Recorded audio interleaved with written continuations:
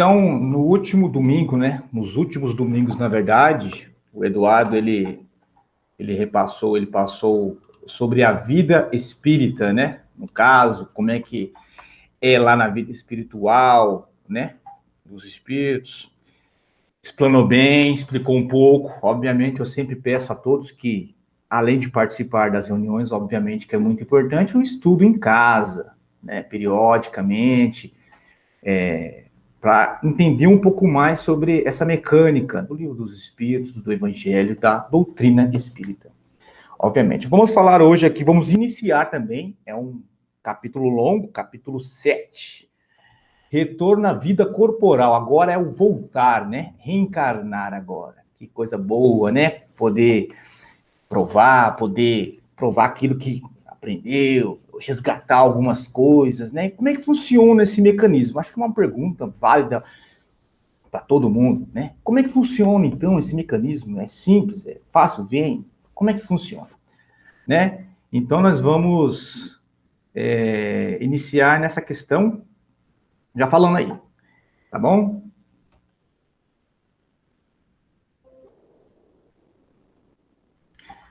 Tema 11, retorno à vida corporal. Questões 330 a 399. Vai ter várias questões, às vezes, né? Polêmicas, né? E tal. Não temos tempo, assim, para uma discussão mais aprofundada, obviamente, que assim, ergue várias questões referentes a alguns assuntos, mas vamos tentando, né? Alguma coisa melhorar. Vamos melhorar aqui o áudio, então.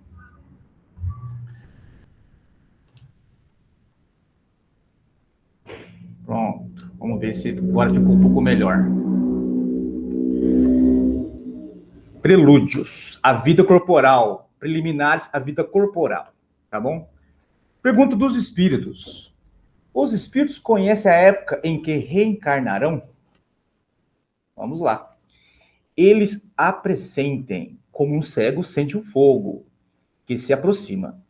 Sabem que devem retomar um corpo, como sabeis, que devereis morrer um dia, mas sem saber quando isso se dará. Então, é igual quando nós estamos aqui, Alan, antes de morrer, sabemos que vai morrer o corpo. Sim, é semelhante àquela ansiedade. Você não tem certeza de quando mas você sabe que vai acontecer. Então, é a mesma expectativa, é a mesma situação que se dá lá, entendeu? Todos os espíritos se preocupam com sua reencarnação? Resposta: existem os que pensam nisso e mesmo não a compreendem. Isso depende de sua natureza mais ou menos avançada. Para alguns, a incerteza em que se encontra de seu futuro é uma punição.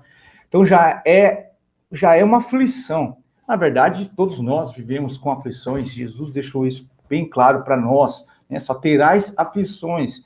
Mas em que sentido? Nesse sentido do conhecimento, de ainda não deter desse conhecimento, assim, propriamente dito, e ter a certeza daquilo, e saber viver com isso. Então, isso aí é com o tempo, com aprendizado, com provas, idas e vindas, para assim adquirir esse conhecimento, essa questão.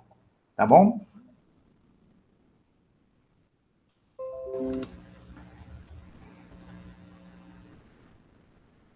Vamos lá.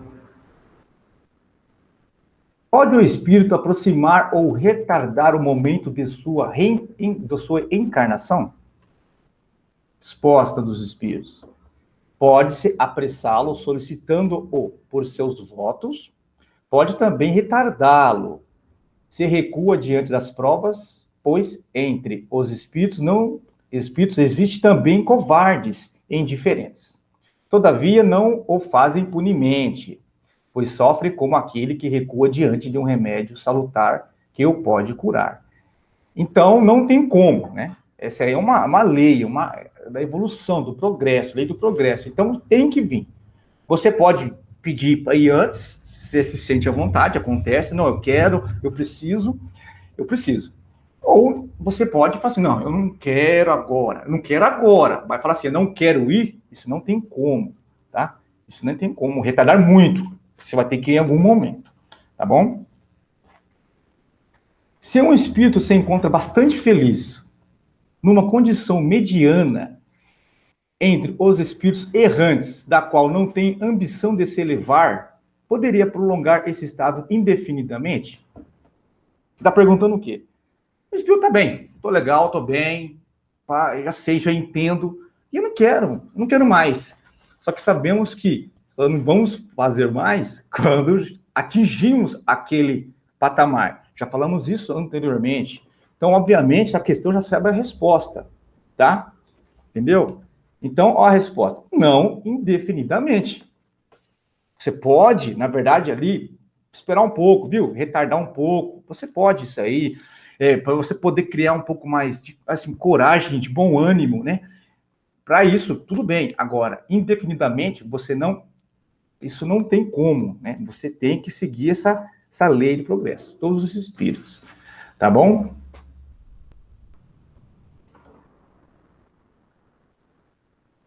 A união da alma com tal ou tal corpo é predestinada ou é apenas no último momento que se faz a escolha? Resposta. O espírito é sempre designado antes. Vamos falar isso um pouco, né? Mais aprofundado sobre essa questão. O espírito, escolhendo a prova que deve suportar, pede a encarnação. Ora, Deus, que tudo sabe e tudo vê, sabe e vê antecipadamente que tal alma se unirá a tal corpo. Quer dizer o quê? Que já está, assim, meio pré-definido. É que, na verdade, o espírito, ele se organiza, tá? Nessa questão. Vamos ver algumas questões referentes a isso, como é que ele faz, como é que ele escolhe? Não, como é que funciona? Tá? Então, isso aí é antes, tá? Não é no momento da concepção, às vezes aqui, que já, vamos pegar o espírito X. O que chegou primeiro aqui, pega. Né? Não é aleatório, é uma coisa já planejada, tá? E vamos ver algumas questões que é bem planejado, bem anteriormente, até antes bem na concepção, bem antes da concepção, entendeu? O espírito tem o direito de escolher o corpo no qual vai encarnar ou somente o gênero de vida que lhe deve servir de prova? Pode também escolher o corpo, porque as imperfeições desse corpo são para ele provas que ajudam o seu progresso. Você vence os obstáculos que nele encontra. Mas a escolha não depende sempre dele. Ele pode pedir. Vamos lá. É isso que eu queria chegar, essa questão que é muito importante. Nós conversamos aqui que ele pode escolher até o gênero de prova. Mas vamos recapitular um pouco. Nós podemos só escolher quando nós temos condições de escolher, né? Temos já aquela percepção, um pouco da razão já. Obviamente, estamos ainda em fase de evolução, somos espíritos ainda de provas e expiações, ainda mudando para a regeneração, querendo mudar, né? Obviamente, e que em algumas circunstâncias nós podemos sim escolher, mas somos sempre auxiliados, né? Até porque anteriormente, nós éramos mais ignorantes, era compulsória. Quem escolheria o tipo de corpo, o tipo de prova, é Deus, né? Então, conforme vamos evoluindo, vamos escolhendo, vamos passando, vamos tendo essa ideia. É assim que funciona nessa questão do corpo também. Até porque o corpo, ele faz parte do tipo de prova, do gênero de prova do espírito. Tanto o corpo, ao nascer, até no gênero de desencarne, o gênero de morte também é decorrente ao tipo de prova ou tipo de expiação, tá? Temos alguns relatos muito interessantes que leva essa questão, tá? No livro Missionários da Luz, né? O caso de Sigismundo mesmo é um caso muito, assim, riqueza de valores nesse sentido. Até então não tinha uma ideia muito clara sobre isso. Depois que eu li o livro, eu entendi praticamente por esse caso como é que funciona a preparação, como falando do tempo, né? A aproximação do espírito com o casal já pré-definido antes, o recuo, às vezes, do pai, mediante a prova, e a insegurança de Sigismundo também, mediante a prova que ia passar, no caso, o papel importante da mãe fazendo esse laço, essa conexão. Então, é muito importante isso. Isso aí vem mostrar que é tudo planejado. Não quer dizer que vai dar certo, obviamente, porque tem essa questão também do espírito, ele está ansioso, né? Será que vai dar certo? Será que vou conseguir? Será que eu vou conseguir resgatar? Será que eu vou conseguir perdoar? O ser perdoado? É sempre essa dúvida. Mas nós temos que ir com boa fé e fazer. Eu sugiro o caso de Segismundo no livro de André Luiz, Missionários da Luz, é muito importante, que ilustra muito bem essa questão do planejamento, como se faz, como se funciona a encarnação do espírito, tá bom?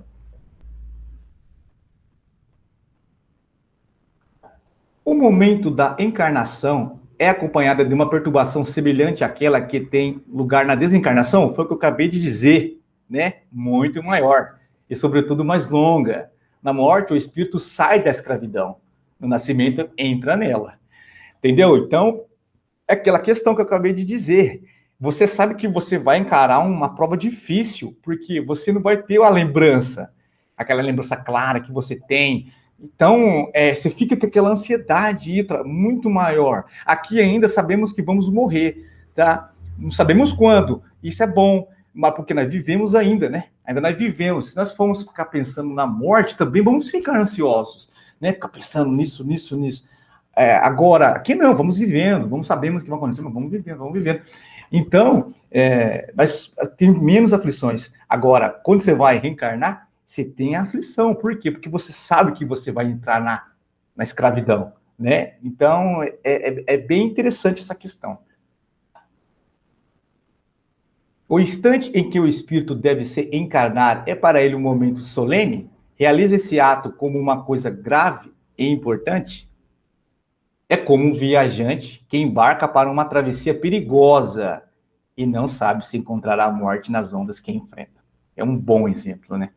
Para nós nessa questão, né? É muito importante saber disso aí. O viajante que embarca sabe que os perigos se expõem, mas não sabe se naufragará. É assim com o espírito. Ele conhece o gênero de provas às quais se submete, mas não sabe se sucumbirá.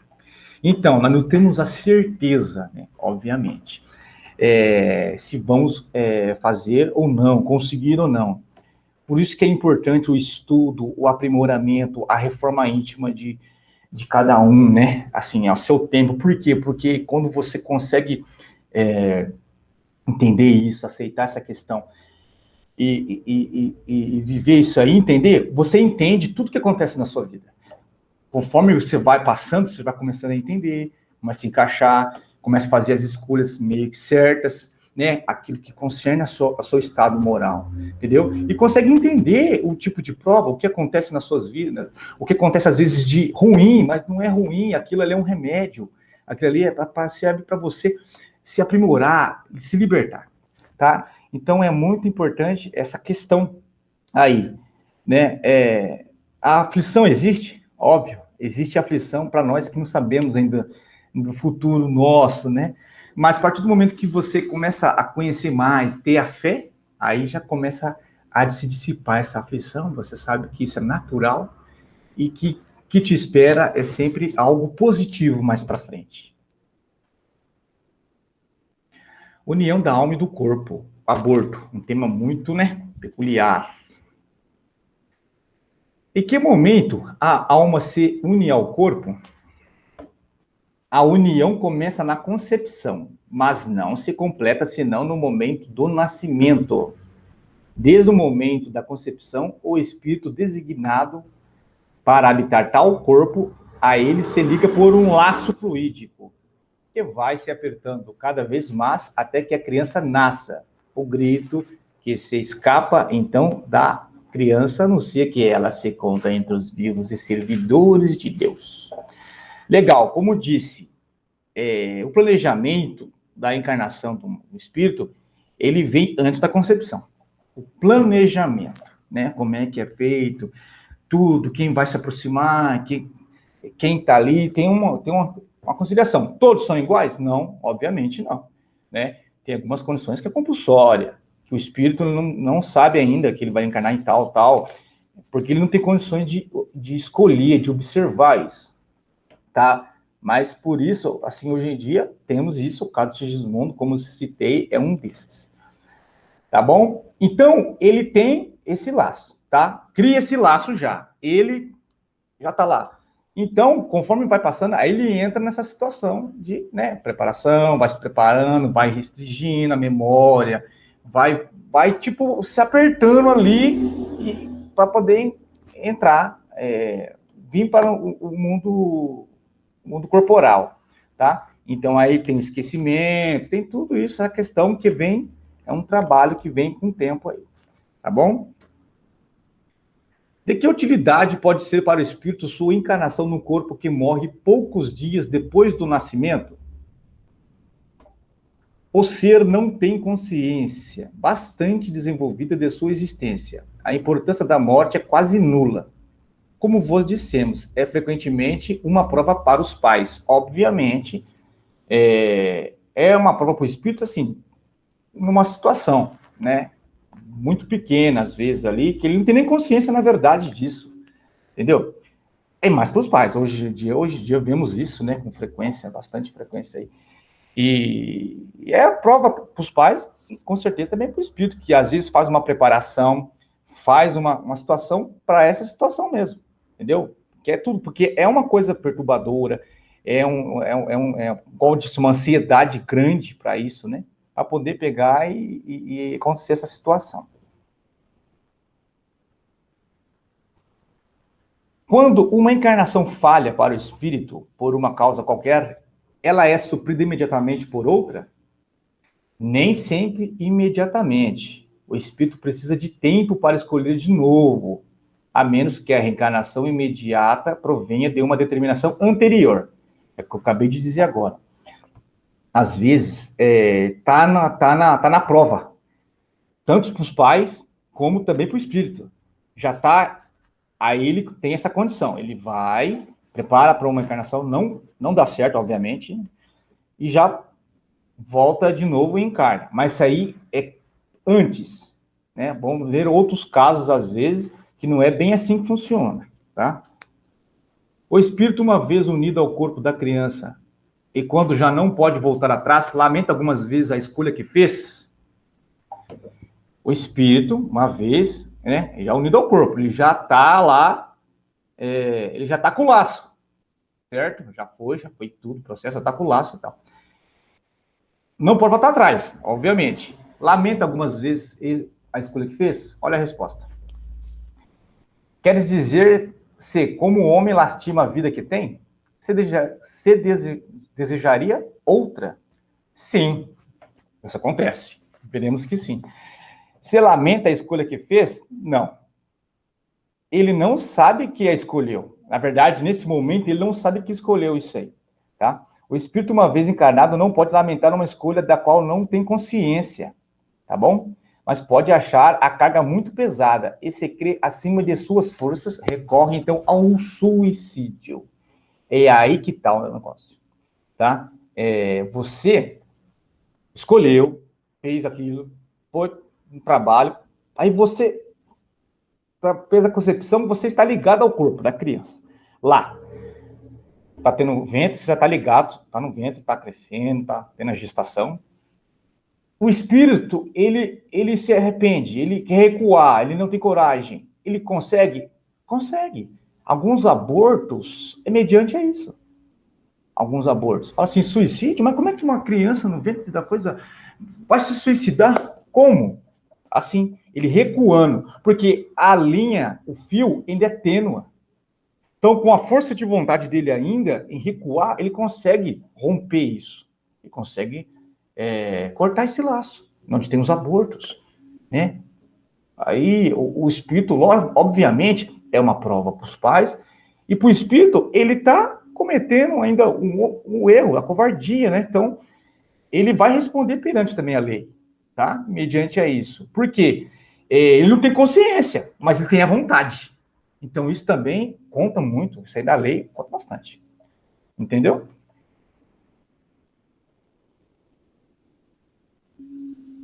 Ao nascer, o espírito recobra imediatamente a plenitude de suas faculdades? Não. elas se desenvolvem gradualmente com os órgãos. É para ele uma nova existência. É necessário que aprenda a se servir dos seus instrumentos. As ideias lhe tornam pouco a pouco como um homem que sai do sono e se encontra em posição diferente da que tinha na véspera. Óbvio, né? Você acabou de nascer, né? Você está ainda se acostumando com essa questão ainda. É novo ao mesmo tempo é velho, né? Para nós, esse mecanismo, né? Mas ali, aquele momento é novo, né? Sempre é novo. Então, com os órgãos, com o desenvolvimento, ali, os pais, papel, influência muito grande nisso aí também, né? Auxiliando o espírito ali, essa questão, até ele poder ter a consciência como encarnado, ainda nem como espírito, porque restringe bastante essa questão, tá bom? A união do espírito e do corpo, não estando completa e definitivamente consumada, senão depois do nascimento, pode-se considerar o feto como tendo uma alma? Resposta. O espírito que o deve animar existe, de alguma forma, fora dele. Ele não tem propriamente falando uma alma, pois a encarnação está somente em vias de se operar, mas está ligado à alma que o deve possuir. Então, acabamos de falar sobre o laço, né? Ali, então tem um fio. Antes de ter a concepção, obviamente, tem esse planejamento, tem essa aproximação, que quem leu o Missionários da Luz, ou quem leu já sabe do que eu estou falando, viu que antes de ter a concepção, já tem um planejamento, uma conversa, uma aproximação para poder dar certo a situação. Então, como diz aqui, já tem uma preparação antes, aí tem a concepção, a liga pelo fio, aí depois passa a gestação, aí sim ele está no mundo dos encarnados. Existe, como indica a ciência, crianças que desde o seio materno não são viáveis? Como que isso ocorre? Isso ocorre com frequência. Deus permite como prova, seja para os pais, seja para o espírito destinado a reencarnar. Foi o que eu falei naquela concepção. Existe aquelas gestações que servem para provar para os pais e para o espírito, né? Que não vai para frente, tá?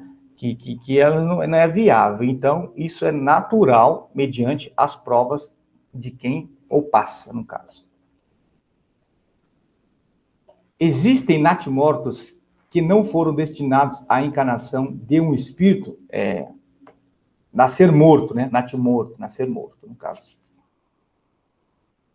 Sim, aos que jamais tiveram espírito designado para os seus corpos. Nada deviam realizar por eles. É então somente pelos pais que essa criança veio. Então, é uma prova, lógico, que é explicitamente explicável, tá? Por quê? É para os pais, tá? Não tem nenhum espírito ali, então o espírito, obviamente, a matéria não tem que provar nada, entendeu? A matéria não tem vida, nesse caso aí. Só o fluido vital, mas que também se dissipa, no caso, né? E quando nasce. Então, é para os pais as provas, entendeu? Então, assim, cada um tem aquilo que concerne a receber, né? Ao que plantou, ao que planejou, gosto de dizer assim, para poder evoluir, tá bom? Quais são, para o espírito, as consequências do aborto? Uma existência nula a recomeçar. Então, quais são para o espírito a consequência do aborto? Uma existência nula a recomeçar. Então, quer dizer que o aborto, dependendo de uma situação, obviamente, vai contra as leis divinas. Não vamos entrar no mérito das leis civis, porque em algumas situações vai contra, né? Mas sabemos que é uma vida que, independente como veio, é uma vida que está ali. E não é o acaso que faz isso acontecer. Tudo tem uma razão de ser, nós sabemos disso como espíritas. Então, não podemos entrar no mérito da dúvida nesse sentido, tá bom? O abortamento voluntário é um crime qualquer que seja a época da concepção? existe sempre crime quando transgrides a lei de Deus. A mãe ou qualquer pessoa cometerá sempre crime tirando a vida à criança antes de nascer, porque está impedindo a alma de suportar as provas das quais o corpo deveria ser o instrumento. Então, é uma questão muito delicada, não é verdade? Mas a lei, ela é clara para nós, estudante, não tem como nós duvidar, não tem mais entremeios, entrelinhas, mas ali foi mediante a tal situação, foi o que eu acabei de dizer, não existe acaso. Quem entende hoje isso, sabe que as leis divinas não existe o acaso. Tem uma razão para aquilo acontecer. Foi mediante a um crime, o mal, aí adivinha ainda que não há, mas aí por onde vem o mal. Quer dizer o quê? Quer dizer que cada um vai responder pelos seus atos. Não tem como escapar isso aí. Obviamente, tem a lei civil, mas não quer dizer que nós temos que concordar com ela. Nós já sabemos qual é a verdade. Então, temos que viver com a verdade, tá? No caso em que a vida da mãe estivesse em perigo com o nascimento da criança, há crime em sacrificar a criança para salvar a mãe? Resposta. É preferível sacrificar o ser que não existe ao ser que existe.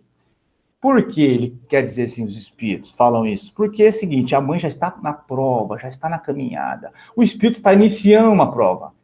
Como vimos anteriormente, ele, se não deu certo tal situação, ele pode pedir uma outra já, reencarnação. Então, ele vai começar uma vida ainda, vai começar uma prova ainda. Então, é preferível nessa questão isso daí. Tudo bem, gente? É um assunto que tem muitas facetas, né? Mas não temos aqui tempo hábil para isso. Então, eu reforço de novo a todos a estudarem, a lerem e também trazerem as dúvidas depois, tá? Para nós podermos discutir aqui após os estudos. Tá bom? Vou parar por aqui nessa questão. Domingo que vem voltaremos na continuidade deste capítulo. Tudo bem, gente? Agora vou passar para a Maiara assumir o Evangelho segundo o Espiritismo.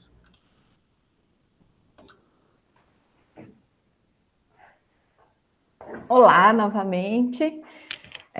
Hoje estamos reunidos, né, de cada um de suas casas, né, nesse friozinho que nos pegou numa entre-safra aí, depois de agosto, né, um bom de um frio. E hoje nós temos uma boa vantagem de estarmos reunidos virtualmente, né? Cada um está no conforto da sua casa. Hoje nós vamos dar continuidade ao capítulo 11 do Evangelho segundo o Espiritismo. Na semana passada, que é amai-vos amar ao próximo como a si mesmo. Na semana passada, nós falamos da questão desse que é o mandamento maior, falamos do dai a César o que é de César, o que o texto bíblico quer nos dizer em relação a isso, o que Cristo quis, qual é a lição de Cristo. E hoje nós vamos falar da lei de amor. Se vocês quiserem acompanhar simultaneamente, terem uns slides. Então, vamos trazer luz nesse texto da lei de amor e vamos tirar as lições principais que ele nos traz. O começo do texto fala basicamente dessa questão da lei de evolução espiritual do homem, né? A estrada que todos nós estamos percorrendo da animalidade para a angelitude. Então, todos nós estamos neste processo, estamos dentro de um processo. Ele fala um pouco de como isso se deu, de que lá no início, onde existe, que era na origem, né, da criação de do contexto humano, nós podemos achar com proximidade toda essa construção e esse relato na Gênese. Então, ele fala que lá no início, nós tínhamos instintos. Deus nos criou inicialmente com instintos. Então, quando a gente fala lá do reino mineral e depois do reino animal, nós éramos puro instinto. À medida que nós formos evoluindo espiritualmente, ele fala que nós passaremos ou passamos, né? Porque nós estamos já estamos nesse estágio, passamos a ter sensações.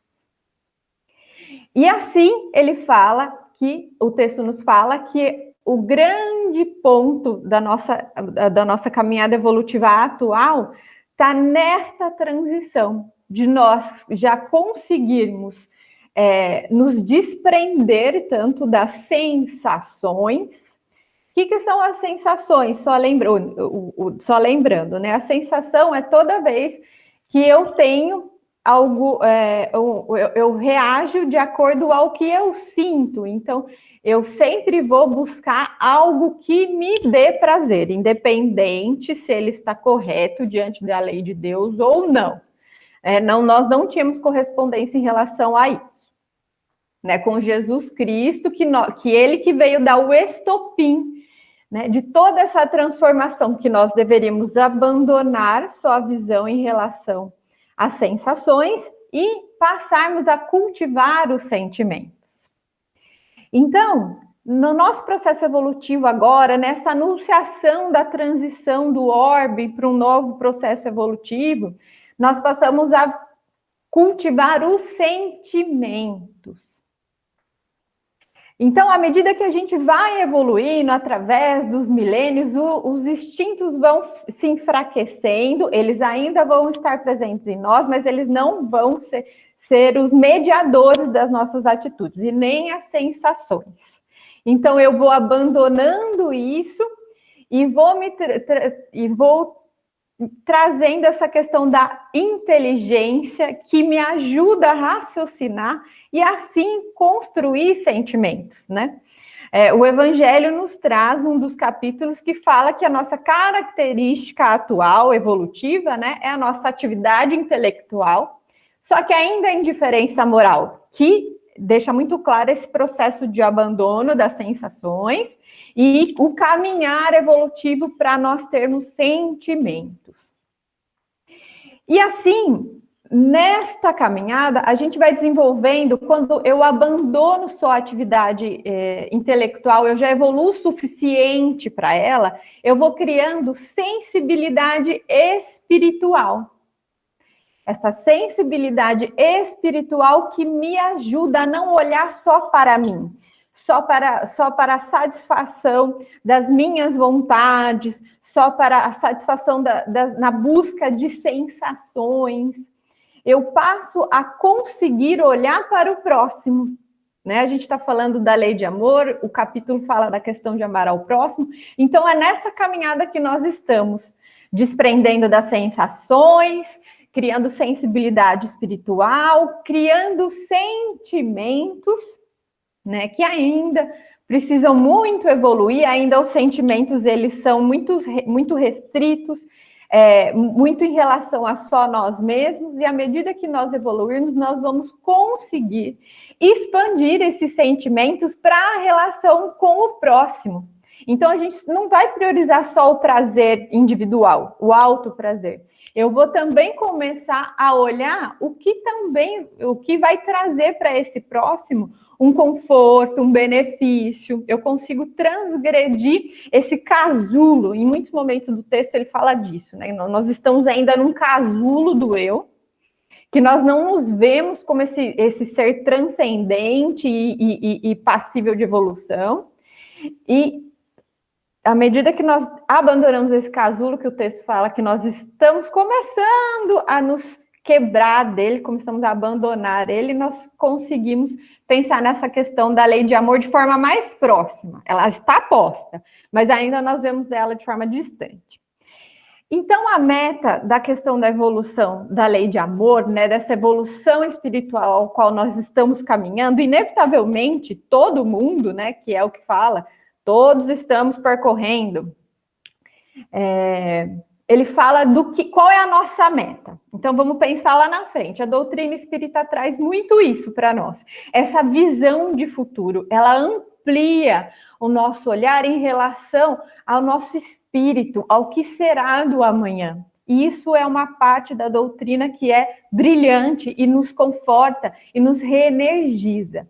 Então, a meta da lei de amor, né, quando eu preciso aprendê-la para eu expandir para o próximo é o sol interior que condensa, então eu preciso cultivar em mim. Se eu não consigo olhar para o próximo com amor, com compaixão, com gentileza, eu preciso olhar para mim primeiro. Eu ainda tenho as chagas muito, muito intensas em mim, eu preciso trabalhar isso. Então, ele fala desse amor, esse sol que condensa, né? Esse amor que é um sol, ele transcende, ele não consegue ficar dentro de nós. E reúne em seu ardente foco todas as aspirações das relações sobre-humanas. O que é as nossas aspirações? É o afeto mútuo, é a gentileza entre todos, é essa tranquilidade fraternal de quando a gente sabe que alguém nos ama e nos dará colo e nos abrigará num abraço. E eu vou já trazer agora um efeito, são vários efeitos da lei de amor, mas eu vou trazer primeiro os efeitos individuais. Então, quando eu consigo me trabalhar dentro de mim e começar a despertar esse sol, um dos efeitos da lei de amor, do ponto de vista individual, né, de cada ser, nada mais é que quando ele fala o seguinte: ditoso aquele que ama, pois não conhece a miséria da alma, nem do corpo. Tem ligeiros os pés e vive como transportado fora de si. Então, por mais que as provas, as dificuldades, o arrebate, ele está dizendo para mim aqui que se eu amar, se eu entender a lei de amor, se eu internalizá-la e praticá-la, eu vou passar de forma tranquila pelas minhas provas. Ela vai ajudar eu transcender essa vida terrena e me desligar de tudo isso que nos faz sofrer tanto, porque eu vou conseguir ter essa visão expandida das motivações que tudo isso nessa vida terrena nos traz. Olha que delícia! Então, essa lei de amor, ela, se eu praticá-la, ela é a saída para todos os meus sofrimentos, para todas as minhas angústias. E aí, o texto também nos fala que nós estamos próximos. É breve esse sensível progresso. Então, é por isso que nós estamos nesse momento muito efervescente da humanidade, né? Onde parece que o mal se sobressai, né? Onde parece que não há concordância, que as instituições, sejam elas das que a gente conhece, políticas, sociológicas, elas estão estremecidas, né? Desconstruindo. Então, é justamente por isso, porque nós estamos próximos desse breve progresso. E o nosso orbe, ele ainda está condicionado de forma a não a lei de amor. E assim, o texto fala que o Espiritismo, ao seu turno, vem pronunciar a segunda palavra do alfabeto divino, que é a reencarnação. O grande ponto do texto nos trazer isso, sobre a reencarnação, é que nós temos que ter a habilidade de pensar de que todo esse processo ao qual nós conversamos todos os dias na doutrina espírita, todos os dias, não há uma lição, não há um encontro que nós não falemos desse processo ao qual nós caminhamos. Essa questão da lei de encarnação é o afago do Pai. Olha só, o Pai nos deu a chance de tentarmos novamente, de termos novas chances, de termos novas experiências. A reencarnação, ela é a bandeja do tempo para nós. Nós temos que lembrar que tudo para florescer, para evoluir, para progredir, para se transformar, precisa de tempo. E é isso que eles trazem no texto, a importância da reencarnação. Eu preciso conviver com as coisas, eu preciso passar pelas provas, eu preciso de tudo isso, e tudo isso com muito tempo, pensando que nós éramos do reino animal e nós estamos passando para sentimentos. Olha que caminhada distante, né? Em que nós já evoluímos muito. Então, olhemos com esperança, nós já evoluímos muito. E a grande questão da reencarnação aí está justamente porque quando essa questão da reencarnação ainda não é bem aceita no núcleo da nossa sociedade, ela está pautada nessa questão do egoísmo, do amor restrito. Porque justamente se eu assumir que nós reencarnamos, se eu aceitar essa ideia que eu estou num progresso, como é que eu julgo? Como é que eu condeno? Né? E quando eu aceito a reencarnação, é um chamado para eu rever todas as minhas atitudes e tudo que eu pensava anteriormente. E é por isso que esta questão da reencarnação, ainda as pessoas têm muita dificuldade de conceber.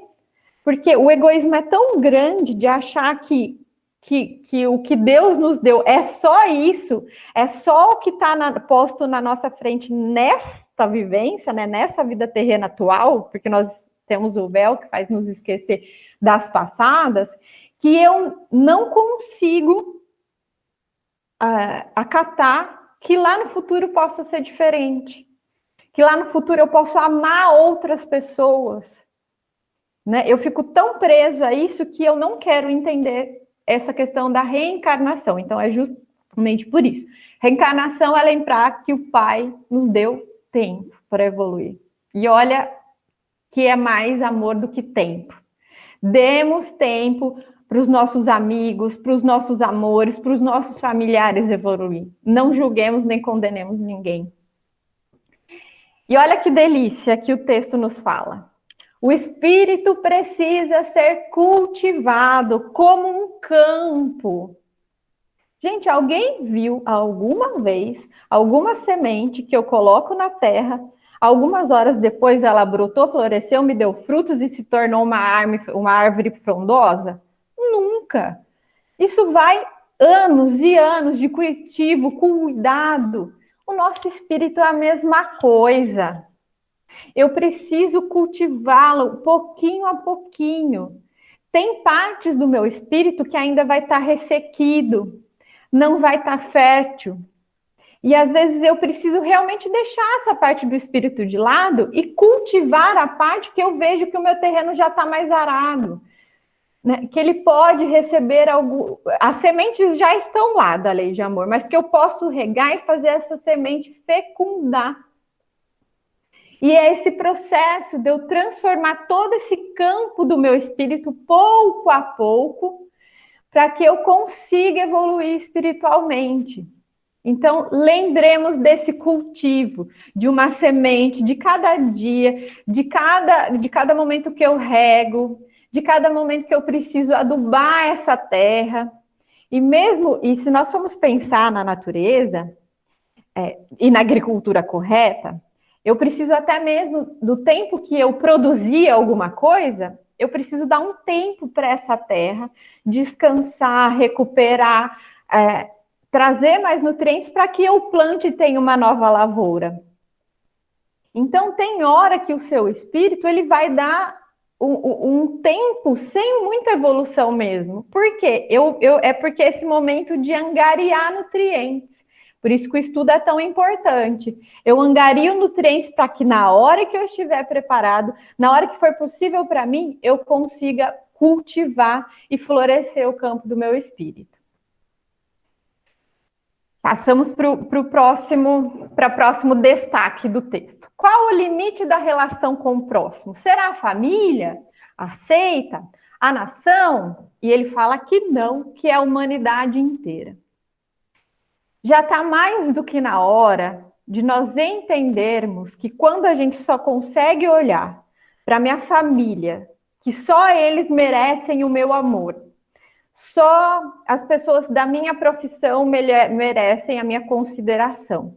Apesar de nós não termos castas tão predispostas quanto a Índia, né? Nós ainda elegemos castas em torno de nós. É só prestarmos atenção.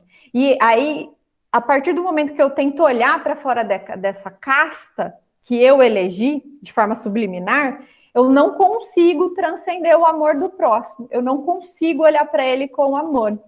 E é isso que Deus quer nos trazer e Jesus quer nos trazer nesse texto. Eu preciso olhar para o próximo como um irmão. Independente se ele não é consanguíneo, se ele não tem a mesma cor da pele, se ele professa outra religião, se ele tem outras opiniões divergentes da minha, ele é o meu irmão e merece o meu amor. Se eu não consigo olhar, eu ainda estou no casulo do amor restrito. Então, quem é o meu irmão? É a humanidade inteira, inclusive aquele irmão próximo que eu tenho que respirar muito fundo quando eu estou perto dele, de tão divergente que é nas nossas personalidades, né? Que é as nossas afinidades. Ele é o meu irmão. Ele é meu irmão próximo. E aí ele fala, e aí nós podemos trazer uma leitura que fala assim, ó, pois bem, para praticardes a lei do amor, tal como Deus entende, então não como nós, que a gente entende do núcleo muito pequenininho ali, preciso que cheguei passo a passo. Olha como Deus é humilde, ele é pura compaixão. Jesus, ele nunca falou assim, olha, tô colocando a lei aqui, amanhã precisa estar tudo pronto. Todo mundo transformado, todo mundo amando irrestritamente. Não, olha a gentileza do Pai, olha a gentileza do Cristo. Passo a passo amar todos vossos irmãos indistintamente. Então, vamos observar como que eu consigo abrir o meu leque.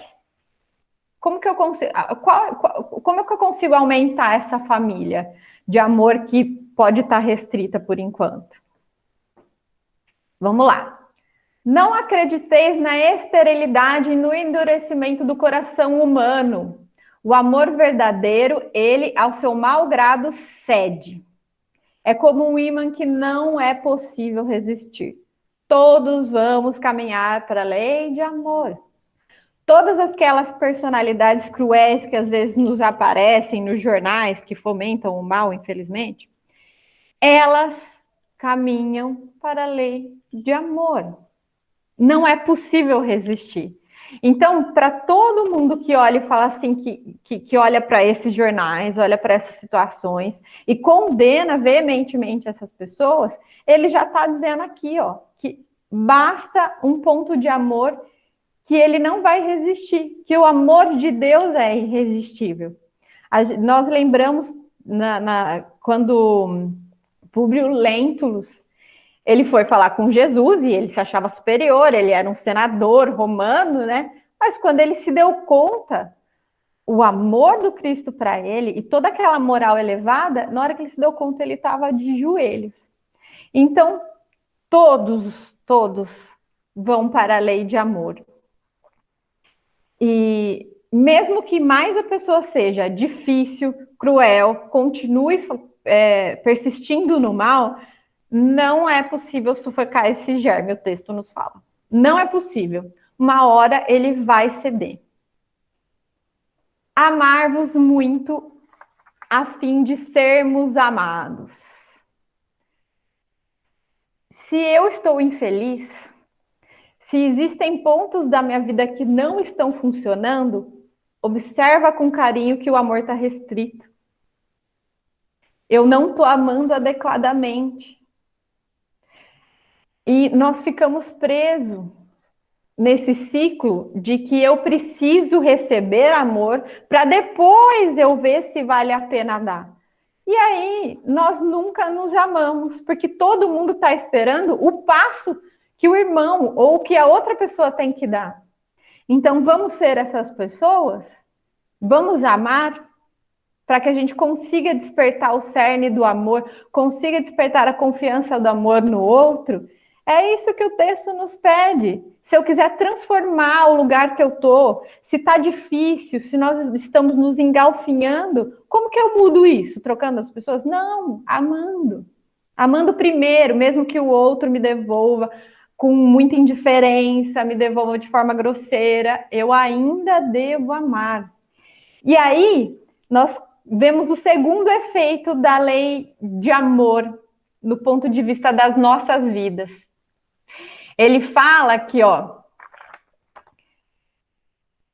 é justo esse pensamento, e nele encontreis tudo que consola, abranda as penas de cada dia, ou melhor, pondo em prática esse sábio conselho, elevar-vos-ei de modo acima da matéria, e espiritualizeis ainda antes de deixar-vos o invólucro terrestre. Então, toda essa gentileza que a gente está conversando, que Deus nos traz, que Ele dá tempo, que Ele ama, que Ele fala que vai ter paciência, eu tenho que ter para o outro. Eu não posso recusar para o meu irmão, o que Deus me outorgou. Então, eu quero mudar o meu entorno, eu quero mudar a minha vida, preciso amar. E o efeito geral da lei de amor, né, tá? Que são os melhoramentos da raça humana, que é esse processo evolutivo que nós estamos caminhando, e a felicidade na vida terrestre. Se eu amar, eu vou ser feliz aqui ainda. Não quer dizer que nós não passaremos pelas provas as quais estão programadas, mas eu serei feliz aqui mesmo. E para quem acha que é difícil, o texto inteiro, ele vai nos trazendo força. Ele fala, ó, é difícil praticar, mas não vos canseis. Olha a gentileza. O texto, ele é lotado de gentilezas. Ele fala, fazei o sublime esforço que vos peço. Deus nos está pedindo esforço. Em vez, ele não manda, ele nos pede. E ele fala que a tarefa é longa e difícil, mas cumprir-se-á. Então, não terá outro caminho. Nós seremos uma humanidade evoluída. Muito bem.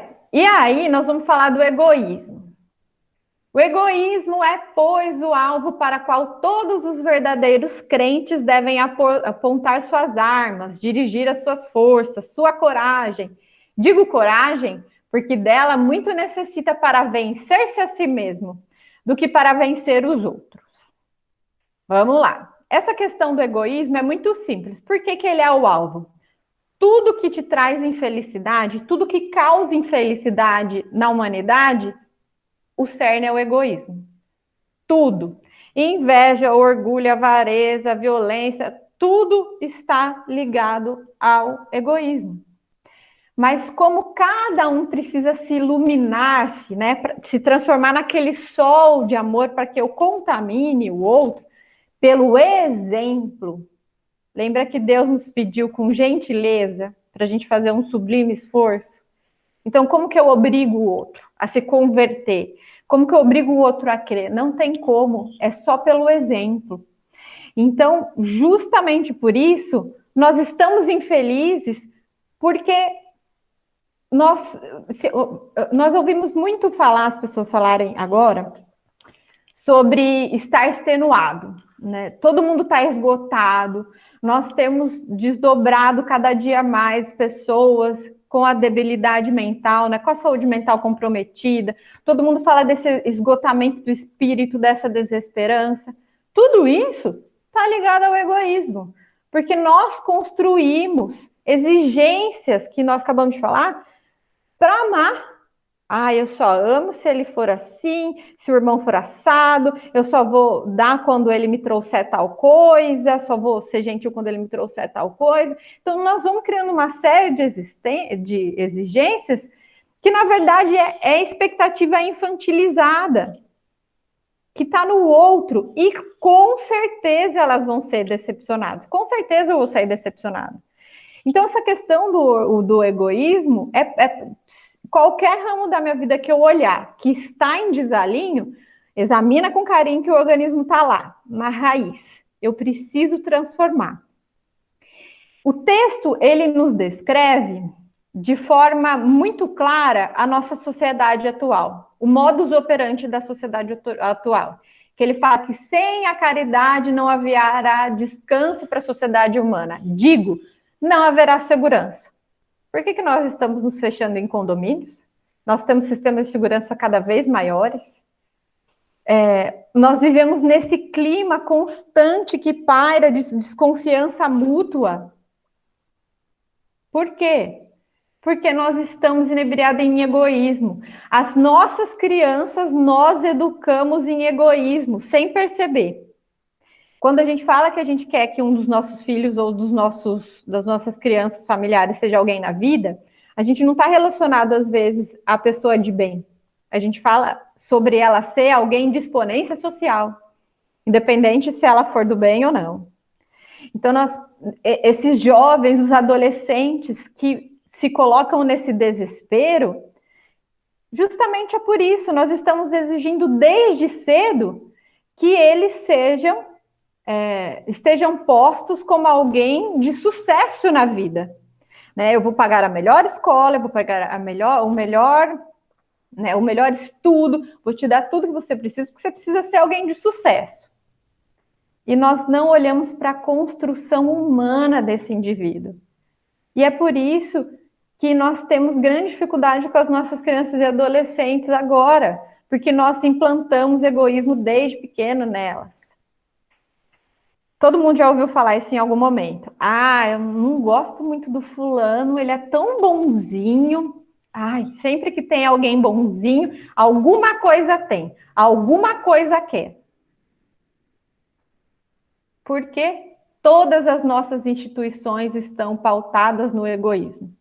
E a coragem que eles falam que a gente precisa ter, que nós lemos no destaque acima, está justamente porque não vai ser fácil. Toda vez que a gente amar, toda vez que a gente tentar transpassar a questão do egoísmo, eu vou vir a instituição que ainda está muito justaposta e fazer o enfrentamento comigo. É por isso que todos nós precisamos ter coragem para amar, porque nós estamos cristalizados no egoísmo. E para a gente transcender essa cristalização, eu preciso de coragem. Para toda vez que quando eu amar e for apontado por isso, eu conseguir manter firme a minha caminhada. Pessoal, eu acho que a gente pode encerrar por aqui. Tem assunto para a gente discutir ainda, que a gente ainda vai falar da fé e caridade, da caridade para com os criminosos. Eu dediquei um tempo especial para esse capítulo, justamente porque ele é a saída do nosso processo evolutivo, da nossa transformação atual que a gente tanto anseia. E a gente continua no próximo domingo.